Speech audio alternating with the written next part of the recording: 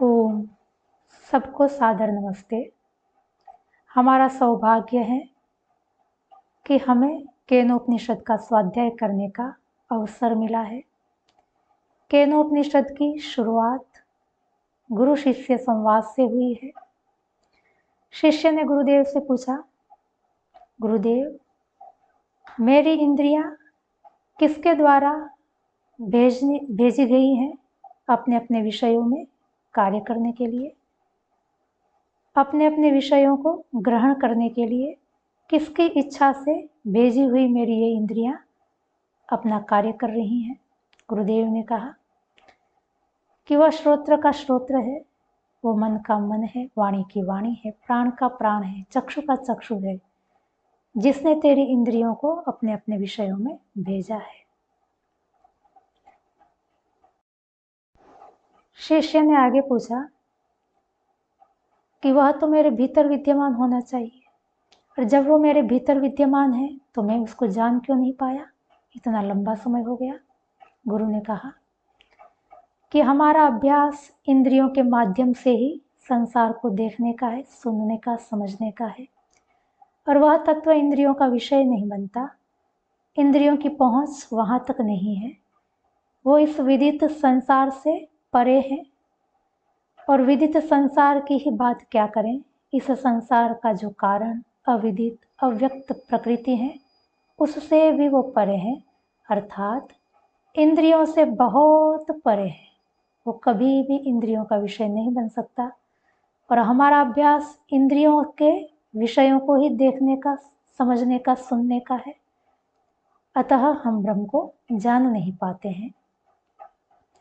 शिष्य ने गुरु को कहा, आप मुझे ब्रह्म के बारे में और बताइए। गुरु ने कहा, जो वाणी से बताया नहीं जाता, पर वाणी जिसके कारण से अपने अर्थों को प्रकाशित करने में समर्थ हुई है, वो ब्रह्म है। जो मन से मनन नहीं किया जाता, पर मन जिसके कारण से मनन करने में समर्थ होता है, वो ब्रह्म है। जो चक्षु से देखा नहीं जाता, पर चक्षु जिसके कारण देखने में समर्थ होती है, वो ब्रह्म है। जो श्रोत्र से सुना नहीं जाता, पर श्रोत्र जिसके कारण सुनने में समर्थ हुए हैं, वो ब्रह्म है। जो प्राण नहीं लेता है, प्राण का प्रयोग नहीं करता है, पर प्राण जिसके कारण प्राणन क्रिया करने में समर्थ हुए हैं, वो ब्रह्म है। यहाँ कोई कह सकता है कि ये बात तो पहले भी कही थी कि वो श्रोत्र का श्रोत्र है, मन का मन है, वाणी की वाणी है, प्राण का प्राण है, चक्षु का चक्षु है। यहाँ पर भी तो वही कहा जा रहा है कि जो वाणी को वाणी का स्वरूप देने में कारण बना हुआ है, मन को मनन कराने में समर्थ किया है,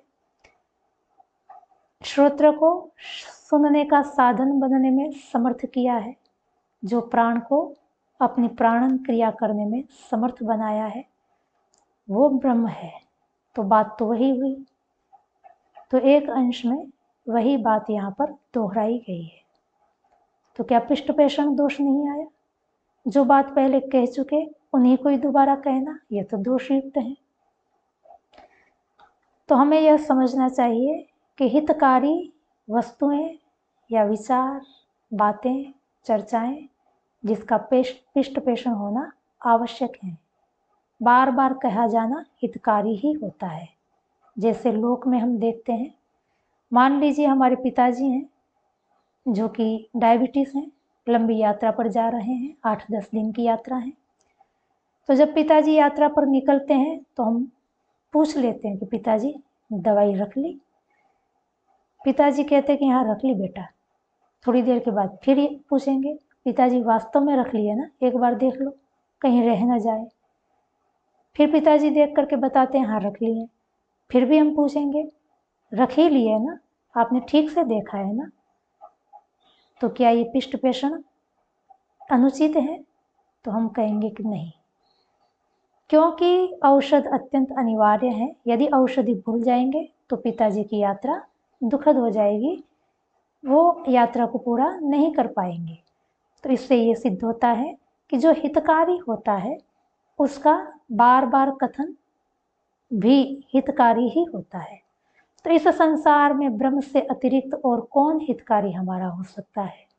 उस ब्रह्म को जानने के लिए ब्रह्म का बार बार अलग अलग शब्दों में उपदेश हितकारी ही है, उसको हम पिष्ट पेषण नहीं कह सकते।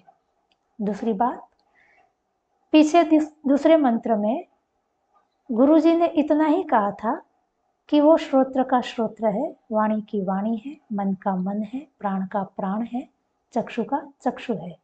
गुरुजी ने ये नहीं कहा था कि वह ब्रह्म है।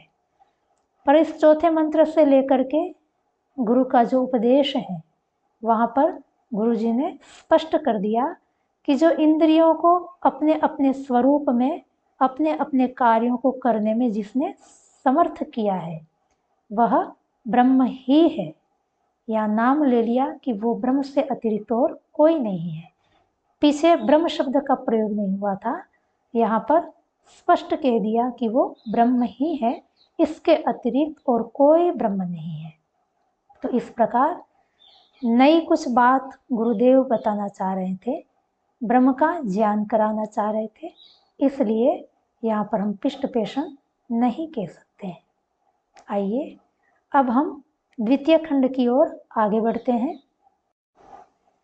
गुरुदेव का उपदेश सुनकर शिष्य एकांत में चला गया मनन करने के लिए, क्योंकि शास्त्र ने कहा है कि विद्या प्राप्ति करनी है तो पहले श्रवण करना चाहिए, पूर्ण मनोयोग के साथ, एकाग्रता के साथ श्रवण के बाद सुने हुए विषय पर मनन करना चाहिए। और मनन के बाद जब निष्कर्ष निकल आए तो उस निष्कर्ष को अपने जीवन के साथ जोड़ करके निधिध्यासन की प्रक्रिया को पूरा करना चाहिए, तो स्वतः ही साक्षात्कार सिद्ध हो जाएगा। शिष्य ने भी देखा कि गुरुदेव ने आज बड़े गहरे उपदेश किए हैं, ब्रह्म के बारे में बहुत कुछ बताया है जो पहले मैंने कभी सुना नहीं था, सब कुछ मेरे लिए नया है। वो शांत हो गया, एकांत में चला गया, शांति से तर्क वितर्क के द्वारा, युक्तियों के द्वारा, प्रमाणों के द्वारा चिंतन करने लगा, मनन करने लगा कि आज जो गुरुदेव ने कहा क्या वास्तव में ऐसा ही है। खूब चिंतन मनन के अंत में शिष्य ने निष्कर्ष निकाला कि जो कुछ भी आज गुरुजी ने कहा है वास्तव में वह वैसा ही है। बहुत प्रसन्नता हुई। जिस वस्तु की हमें खोज हो और वह वस्तु हमें मिल जाए तो कितना आनंद आता है।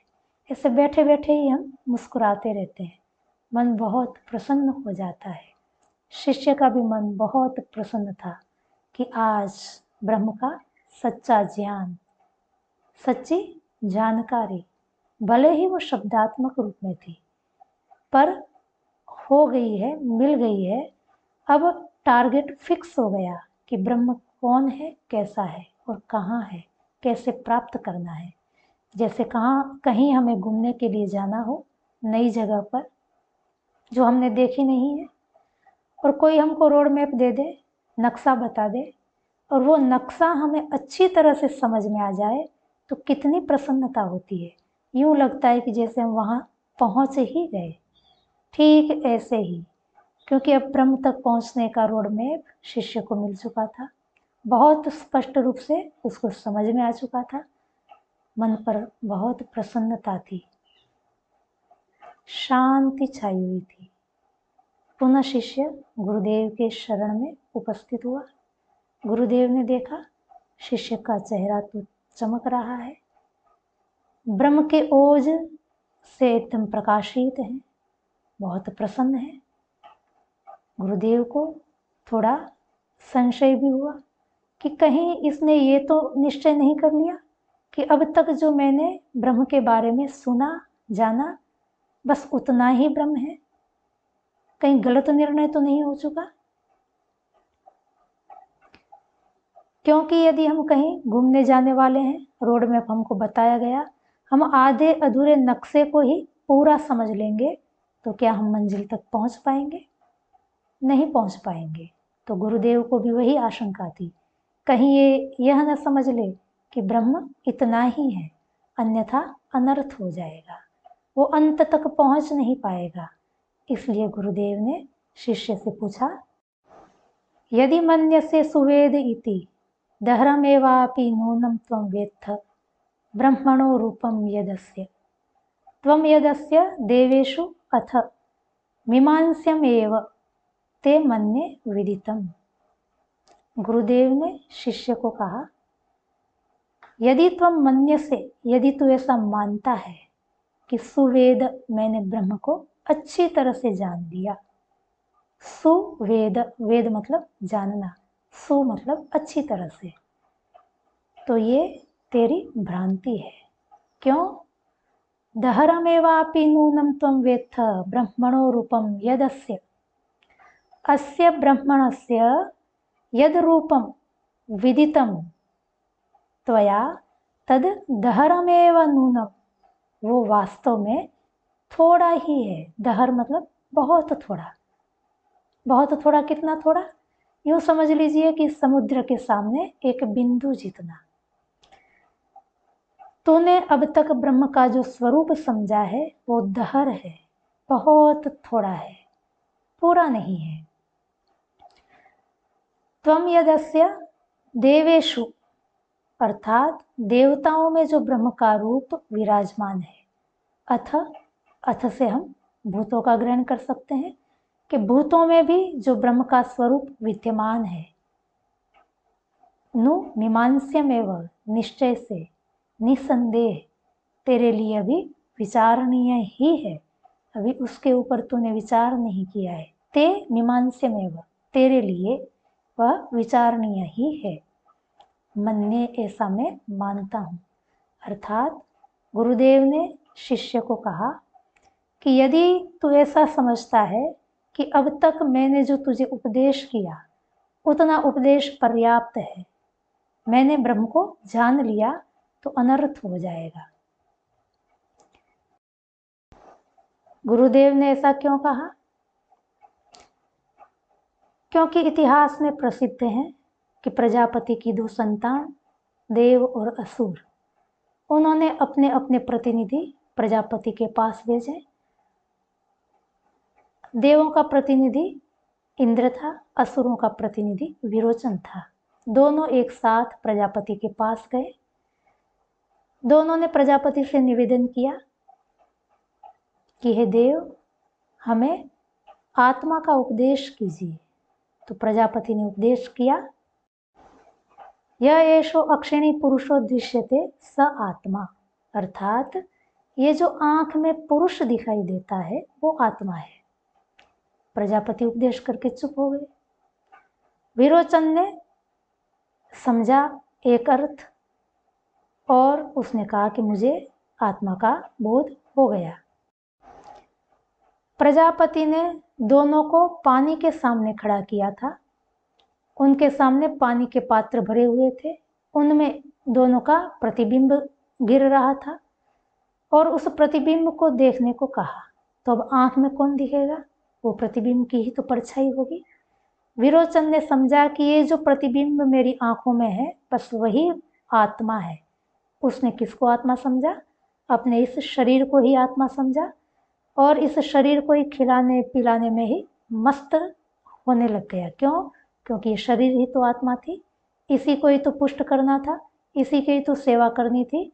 तो इसलिए जो शरीर में लगे रहते हैं, शरीर को ही सब कुछ समझते हैं, उनको असुरों की संतान कहा जाने लगा। और इंद्र ने देखा कि नहीं, प्रजापति ने जो उपदेश किया है अभी वो मेरी समझ में पूरा आया नहीं है। 4 बार प्रजापति ने उपदेश किया, तब जाकर के इंद्र को समझ में आया, क्योंकि तब तक वो प्रजापति के सानिध्य में ही रहा, तपस्या करता रहा, अपने मन को निर्मल किया, सारे दोषों को हटाया और अंत में उसको सच्चे ब्रह्म का ज्ञान मिला और उस ज्ञान से उसने सच्चे ब्रह्म को प्राप्त कर लिया। गुरुदेव को भी यही मन में संशय हुआ, कहीं विरोचन के समान मेरा ये प्यारा शिष्य अधूरे उपदेश को ही कहीं पूरा नहीं समझ बैठा है। इसलिए गुरुदेव ने शिष्य को कहा कि जो तू ऐसा मानता है कि मैंने अच्छी तरह से समझ लिया है, तो निश्चय तू जान कि अभी तूने ब्रह्म का जो स्वरूप समझा है वो बहुत थोड़ा है, अत्यंत अल्प है। अभी तो देवों में जो ब्रह्म का स्वरूप है, भूतों में जो ब्रह्म का स्वरूप है, वो तो अभी मीमांस्य है, विचारणीय है, वो तो अभी तेरे सामने आया ही नहीं है। अभी तूने ब्रह्म का आध्यात्मिक स्वरूप ही देखा है, जाना है, सुना है, मनन किया है। उपनिषद के अंदर प्रायः ब्रह्म को अध्यात्म के द्वारा और अधिदैवत के द्वारा समझाया गया है। कहीं कहीं आदि भौतिक रूप में भी व्यक्त किया गया है, पर वो बहुत थोड़ा है। उस आदि भौतिक को हम अध्यात्म में भी डाल सकते हैं।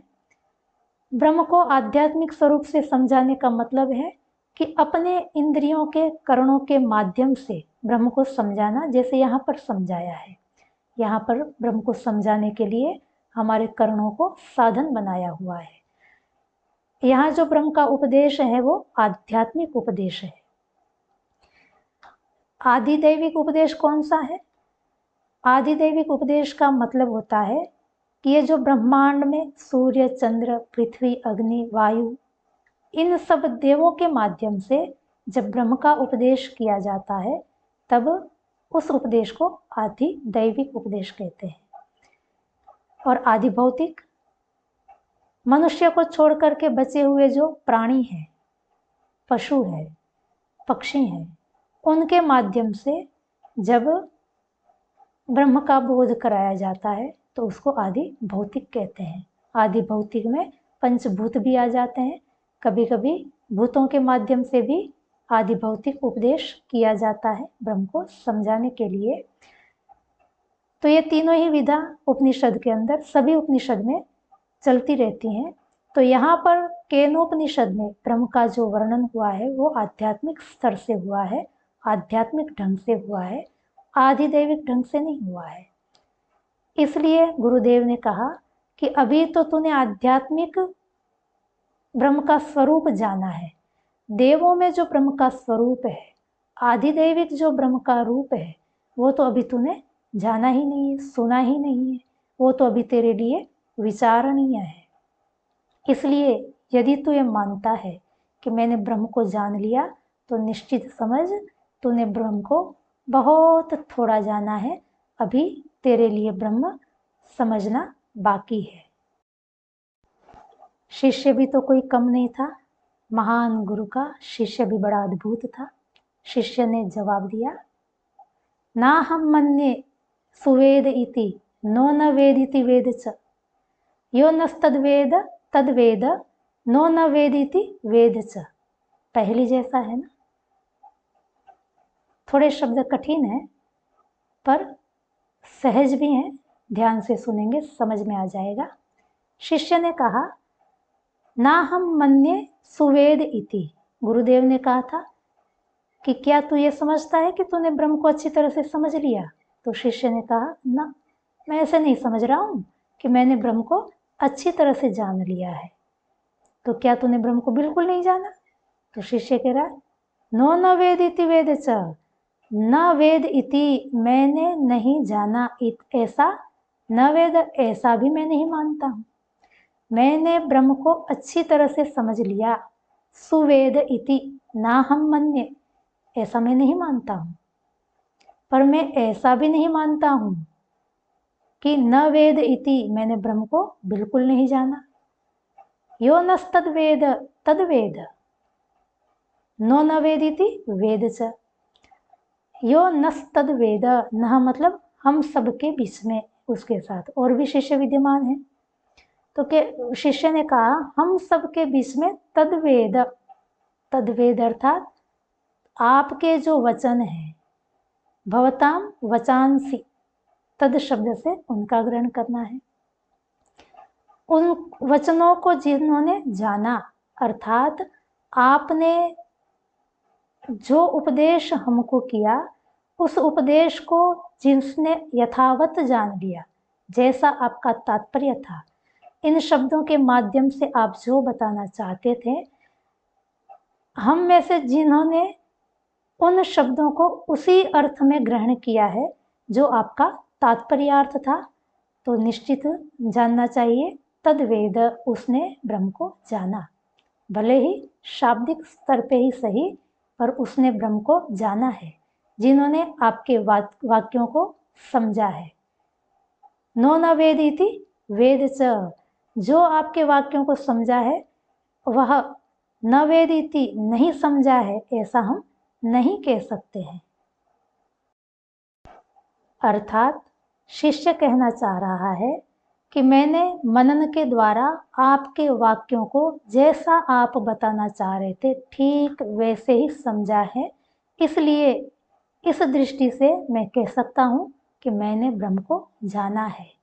यथार्थ अर्थात जैसा आप बताना चाह रहे थे शब्द के माध्यम से, मैंने उन शब्दों को उन्हीं अर्थों के द्वारा गृहीत किया है, इसलिए मैं ब्रह्म को जानता हूँ। पर क्योंकि वो बौद्धिक ब्रह्म का ज्ञान है, शाब्दिक ही है, तात्विक नहीं है, वृत्त्यात्मक है, अनुभवात्मक नहीं है, इसलिए मैं ये भी मानता हूँ कि मैं ब्रह्म को नहीं जानता हूँ। शिष्य का यह प्रत्युत्तर सुनकर गुरुदेव बहुत प्रसन्न हो गए। उनको शांति हुई, खुशी हुई कि आहा, मेरा शिष्य ठीक रास्ते पे चल रहा है, बिल्कुल भ्रांति में नहीं है, उसको कोई संशय भी नहीं है। बहुत प्रसन्नता हुई अपने शिष्य की स्थिति को देख करके। अतः गुरुदेव ने शिष्य को आगे कहा, यस्या मतम तस्य मतम, मतम यस्य न वेद सः, अविज्ञातम विजानताम, विज्ञातम अविजानताम। ये भी एक पहेली जैसा है। अभी पहली सुलझी नहीं, दूसरी आ गई। इनको भी आप ध्यान से सुनेंगे, सरल हैं, सहज हैं। गुरुदेव ने क्या कहा, यस्य अमतम तस्य मतम, जो ये कहता है कि मैं नहीं जानता, तस्य मतम, वास्तव में वही जानता है, मतम यस्य, और जो ये कहता है कि मैं जानता हूं, न वेद सह, वो वास्तव में नहीं जानता, अविज्ञातम विजानताम, वो अविज्ञात है जानने वाले के लिए, और विज्ञातम अविजानताम, और विज्ञात है जो नहीं जानता उसके लिए। तो यहाँ पर गुरुदेव कहना चाह रहे हैं कि जो ये समझता है कि अमतम शब्दों के द्वारा, स्वाध्याय सत्संग के द्वारा ब्रह्म का जो उपदेश किया गया है और उससे उसको ब्रह्म की जो जानकारी प्राप्त हुई है वो वास्तव में ब्रह्म नहीं है, इसलिए अमतम, मैं नहीं जानता, किसको, ब्रह्म को, ऐसा जो कहता है वास्तव में मतम तस्य, ब्रह्म को वो ही जानता है। यदि हमारे सामने कोई सोना ला करके रख दे और हम उस सोने को देख करके कहें कि ये सोना नहीं है, इसका मतलब कि हम सच्चे सोने को जानते हैं। ठीक ऐसे ही स्वाध्याय सत्संग से ब्रह्म का जो स्वरूप शिष्य के सामने आया है या किसी व्यक्ति के सामने आया है, वो व्यक्ति कहता है कि ये ब्रह्म नहीं है, उसका मतलब उसको पता है कि वास्तविक ब्रह्म कोई दूसरा है। ये तो वृत्त्यात्मक बोध है, शाब्दिक बोध है, ये तो बौद्धिक स्वरूप में अभी हम ब्रह्म को जान रहे हैं, वास्तविक अनुभवात्मक स्तर पे अभी ब्रह्म को हम नहीं जान रहे हैं। और जो व्यक्ति स्वाध्याय सत्संग से ब्रह्म को सुन करके कह उठता है कि मैं तो ब्रह्म को जानता हूँ, मुझे सब पता है, ब्रह्म कैसा है कि वो सच्चिदानंद स्वरूप है, न्यायकारी, निर्विकार है, अनादि अनंत है, अजर अमर अविनाशी है, तो समझ लीजिए कि वो ब्रह्म को नहीं जानता है, क्योंकि अभी उसको ये पता नहीं है कि मैं जिसको कह रहा हूँ कि मैं ब्रह्म को जानता हूँ वह तो वृत्त्यात्मक है, अनुभवात्मक नहीं है। जानना अनुभव के स्तर पे होता है, बौद्धिक स्तर पे जानना नहीं होता, जानकारी होती है। इसलिए गुरुदेव ने आगे कहा, अविज्ञातम विजानताम। जो ये समझ बैठता है कि मैंने ब्रह्म को जान लिया स्वाध्याय सत्संग के द्वारा, वो उनके लिए ब्रह्म तत्व अविज्ञातम, अविज्ञात रहेगा, क्योंकि वो तो वहीं तृप्त हो गया, वहीं संतोष कर लिया कि इससे आगे और मुझे अब कुछ नहीं करना, मुझे ब्रह्म तत्व का बोध हो गया। वो आगे कैसे बढ़ पाएगा? जब उसने वहीं स्वीकार कर लिया कि मुझे ब्रह्म ज्ञान हो गया, तो आगे वो नहीं बढ़ेगा। और जिसको वो कह रहा है कि मुझे ब्रह्म ज्ञान हो गया, वास्तव में वो ब्रह्म तो है नहीं। अतः उसकी खोज की यात्रा वैसे ही रुक जाएगी जैसे विरोचन की रुक गई थी। वो गलत बोध को ही वास्तविक बोध, सत्य ज्ञान समझकर चला गया। इस कारण वो भटक गया, जहाँ तक पहुँचना था वहाँ तक पहुँच नहीं पाया। इसलिए ऋषि ने कहा, अविज्ञातम विजानताम।